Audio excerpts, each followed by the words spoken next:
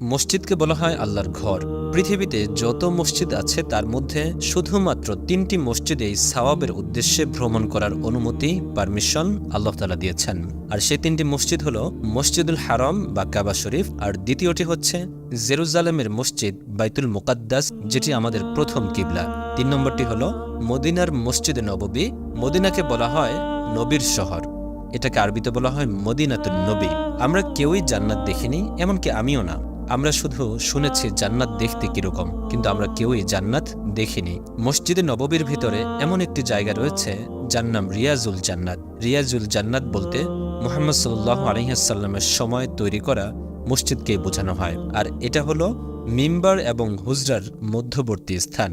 মসজিদে নববীতে হযরত মুহাম্মদ সাল্লাল্লাহু আলাইহি ওয়াসাল্লামের রওজা মুবারক এবং তার সময়ের মূল মিম্বরের যে মধ্যবর্তী স্থান রয়েছে, সেই জায়গাটিকেই মুহাম্মদ সাল্লাল্লাহু আলাইহি ওয়াসাল্লাম বেহেশতের বাগানসমূহের একটি বাগান বলেছেন। আর এটাই হলো রিয়াজুল জান্নাত। এই জায়গাটি সবুজ এবং সাদা রঙের কার্পেট দিয়ে বিছানো আছে। মসজিদের অন্য কার্পেটগুলো লাল রঙের। ভিন্ন রঙের কার্পেটগুলো দেখলেই যে কেউ বুঝতে পারে যে এটাই হলো রিয়াজুল জান্নাতের সীমানা। আর এই স্থানটিতে নামাজ পড়া অতি উত্তম। যে ব্যক্তি এখানে জিকির করে তাকে রহমত এবং সৌভাগ্য দান করা হয়। আল্লাহ তাআলা এই স্থানটুকুকে হুবহু বেহেশতে স্থানান্তর করবেন, এবং এই অংশ অন্যান্য জমিনের মতো নয়। দুনিয়াতেই দৃশ্যমান এই জান্নাতের স্থান কেন আমাদেরকে জানিয়ে দেওয়া হয়েছে? এই কারণেই আল্লাহ তাআলা জানিয়েছেন, যাতে করে আমরা ইবাদতের মাধ্যমে এই স্থানকে ব্যবহার করি। রিয়াজুল জান্নাতের ভিতরে কয়েকটি স্তম্ভ রয়েছে, সেগুলোকে রহমতের স্তম্ভ বলে। রাসূলুল্লাহ সাল্লাল্লাহু আলাইহি ওয়াসাল্লামের তৈরি মসজিদে খেজুর গাছের খুঁটিগুলোর স্থানে উসমানী সুলতান আব্দুল মাজিদ পাকা স্তম্ভ নির্মাণ করেছিলেন। আর এগুলোর গায়ে মরমর পাথর বসানো আছে এবং স্বর্ণের কারুকাজ করা আছে। যে কয়েকটি স্তম্ভ রয়েছে এর মধ্যে একটি স্তম্ভের নাম হলো উস্তানা হান্নানা বা সুবাসিত স্তম্ভ। আপনি যদি সেই স্তম্ভের সামনে গিয়ে দাঁড়ান তাহলে আপনি সুবাসিত হয়ে যাবেন। প্রথম দিকে মুহাম্মদ সাল্লাল্লাহু আলাইহি ওয়াসাল্লাম মিম্বর ছাড়াই খেজুর গাছের একটি কাণ্ডে হেলান দিয়ে খুতবা দিতেন। পরবর্তী সময়ে জুমার খুতবা দেওয়ার জন্য 2টি সিঁড়ি এবং একটি বসার স্থান তৈরি করা হয়। মিম্বরে নববীর ডান পাশে খেজুর গাছের গুড়ির স্থানেই এই স্তম্ভটি নির্মিত। এই স্তম্ভটিতে নিয়মিত সুগন্ধি মাখানো হয়, যার কারণে একে সুবাস স্তম্ভও বলা হয়। তবে এখন এটি স্তম্ভ আকারে আর নেই। আরেকটি স্তম্ভের নাম হলো উস্তানা সারির। সারির অর্থ বিছানা। এখানে রাসূলুল্লাহ সাল্লাল্লাহু আলাইহি ওয়াসাল্লাম ইতিকাফ করতেন এবং রাতে আরামের জন্য তার বিছানা এখানে স্থাপন করা হতো। এই স্তম্ভটি হুজরা শরীফের পশ্চিম পাশে জালি মুবারকের সঙ্গে রয়েছে। রসুলের জন্য খেজুর পাতার তৈরি মাদুর এবং একটি বালিশ রাখা হতো এই স্থানে। রাসূলুল্লাহ সাল্লাল্লাহু আলাইহি ওয়াসাল্লাম যখন কারোর সাথে মধ্যস্থতা করতে চাইতেন তখন এই স্তম্ভের কাছে তিনি বিছানা পেতে বসতেন। উস্তানা ও ফুদ, প্রতিনিধি স্তম্ভ। বাইরে থেকে আসা বিভিন্ন প্রতিনিধি দল উস্তানা ও ফুদে বসে রাসূলুল্লাহ সাল্লাল্লাহু আলাইহি ওয়াসাল্লামের সঙ্গে কথা বলতেন। এই স্তম্ভটিও জালি মুবারকের সঙ্গে রয়েছে। রাসূলুল্লাহ সাল্লাল্লাহু আলাইহি ওয়াসাল্লাম আরবের বিভিন্ন প্রতিনিধি দলকে স্বাগত জানাতেন।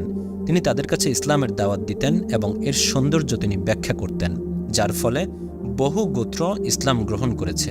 এটাকে আবার অনেকেই গণ্যমান্য মজলিস বা প্রতিনিধি স্তম্ভও বলে থাকেন। আর এখানেই বড় বড় সাহাবায়ে কিরামরাও বসেছিলেন। উস্তানা আয়েশা, এটাকে আয়েশা স্তম্ভ বলা হয়। রাসূলুল্লাহ সাল্লাল্লাহু আলাইহি ওয়াসাল্লাম বলেছেন, আমার মসজিদে এমন একটি জায়গা রয়েছে, লোকজন যদি সেখানে নামাজ পড়ার ফজিলত জানত তাহলে সেখানে স্থান পাওয়ার জন্য প্রতিযোগিতা করত। স্থানটি চিহ্নিত করার জন্য সাহাবায়ে কিরাম অনেক চেষ্টা করতেন। রাসূলুল্লাহ সাল্লাল্লাহু আলাইহি ওয়াসাল্লামের ইন্তেকালের পর হযরত আয়েশা রাদিয়াল্লাহু তাআলা আনহা তার ভাগ্নে হযরত আব্দুল্লাহ ইবনে জুবাইর রাদিয়াল্লাহু তাআলা আনহুকে সেই জায়গাটি চিনিয়ে দেন। উস্তানা আয়েশাই হলো সেই স্তম্ভ, আর এটি পশ্চিম পাশে রওজায়ে জান্নাতের ভেতর অবস্থিত। আসলে রিয়াজুল জান্নাত এমন একটি জায়গা যেখানে দোয়া করলে আল্লাহ তাআলা কখনোই ফিরিয়ে দেন না, যে কারণেই জায়গাটি সবসময় লোকে লোকারণ্য হয়ে থাকে। আর মুসলিমরা সবসময় ক্ষমা প্রার্থনার জন্য এখানে 2 রাকাত নামাজ আদায়ের চেষ্টা করেন। এখানে একবার নামাজ আদায় বাহিরে 1000 বার নামাজ আদায়ের সমতুল্য। সুবহানাল্লাহি ওয়া বিহামদিহি।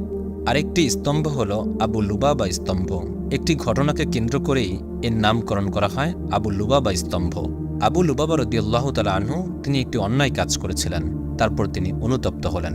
আবু লুবাবা রাদিয়াল্লাহু তাআলা আনহু সেই ভুলটি সংঘটিত হওয়ার পর তিনি নিজেকে এই স্তম্ভের সঙ্গে বেঁধে বলেছিলেন, যতক্ষণ পর্যন্ত রাসূলুল্লাহ সাল্লাল্লাহু আলাইহি ওয়াসাল্লাম নিজে না খুলে দিবেন ততক্ষণ পর্যন্ত আমি এর সঙ্গেই বাধা থাকব। আর নবী সাল্লাল্লাহু আলাইহি ওয়াসাল্লাম কি বলেছিলেন? তিনি বলেছিলেন যে যতক্ষণ পর্যন্ত আমাকে আল্লাহ আদেশ না করবেন ততক্ষণ পর্যন্ত আমি খুলব না। এভাবে দীর্ঘ 50 দিন পর আবু লুবাবা রাদিয়াল্লাহু তাআলা আনহুর তওবা কবুল হলো।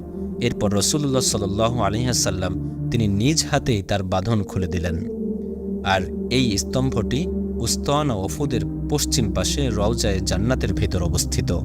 রিয়াজুল জান্নাতে নামাজ আদায় করা হজ কিংবা উমরা পালনের কোনো শর্ত নয়। তাই প্রচণ্ড ভিড়ের কারণে যদি আপনি সেখানে যেতে ব্যর্থ হন, তাতে হজ কিংবা উমরার জন্য কোনো অসুবিধা নেই। শুধু দোয়া করুন যেন আপনি সেখানে যাওয়ার সুযোগ পান। বাকি আল্লাহর ইচ্ছা। দেখা যায় যে অধিকাংশ মানুষ এখানে তাড়াহুড়ো করে ধাক্কাধাক্কি করে, এর ফলে অনেক ক্ষয়ক্ষতির ঘটনা ঘটে, যা কোনোভাবেই কাম্য নয়।